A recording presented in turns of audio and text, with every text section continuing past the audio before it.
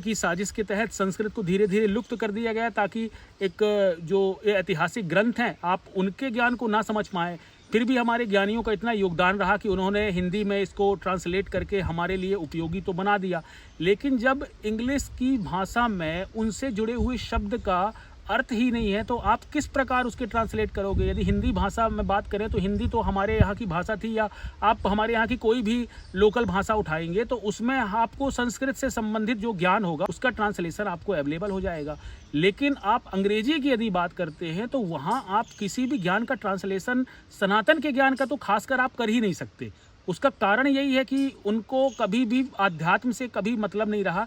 यदि उन्होंने महत्व भी दिया है तो केवल बाहरी स्तर तक दिया है ताकि हम जो भटके हुए लोग हैं, जो हमारे यहाँ के लोग हैं, जो किसी और धर्म में आकर्षित ना हो जाए कहीं शांति के चक्कर में, इसीलिए उनको किसी न किसी तरीके से जोड़ने के लिए आपने देखा होगा कि उनको आक्रामक रुख भी अपनाना पड़ा अपने धर्म में लोगों को जोड़ के रखने के लिए।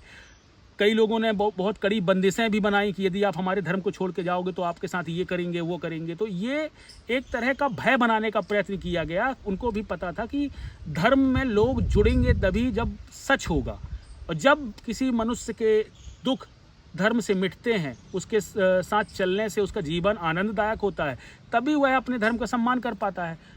लेकिन यदि आपके धर्म में सत्यता ही नहीं है तो फिर कैसे आप उसको अपने साथ लोगों को जोड़ के रख सकते हो अपने लिए। इसीलिए आपको यह समझना होगा कि हिंदी भाषा केवल आपका गौरव ही नहीं है, हिंदी भाषा आपके ज्ञान का आधार है। अगर आप हिंदी भाषा को इग्नोर करने लगे या उसे समझने में आपने कमी कर दी तो आप बहुत से ऐसे शब्द हैं जिनके अर्थ को आप समझ ही नहीं पाएंगे। अब जैसे बात करें हम महाकाल, अब इस शब्द को जनरली लोगों का अर्थ ये होगा कि भोलेनाथ का एक नाम है महाकाल, बस उसी दृष्टिकोण से देखते होंगे। लेकिन यदि आप हिंदी के शब्द का अर्थ समझते हो तो आप समझ पाओगे महाकाल मतलब काल के भी ऊपर का जो महाकाल है उसे महाकाल कहा जा रहा है। मतलब काल के परे जो इस लिमिटेड टाइम में नहीं आ सकता उसे महाकाल कहा जा रहा है। जो शून्य तत्व है उसकी व्याख्या की जा रही है।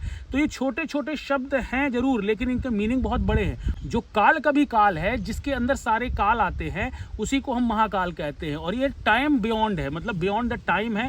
तो टाइम के परे जो चीज़ चली जा रही है उसके बारे में उसकी व्याख्या महाकाल नामक शब्द से की जा रही है। लेकिन जब आप मीनिंग नहीं समझते तो उसको अगर इंग्लिश में ट्रांसलेट कर दिया जाए तो एक तरह से वो नाउन बन जाएगा, और जब नाउन बन जाएगा तो उसकी जो विशेषता है वो तो खत्म हो गई।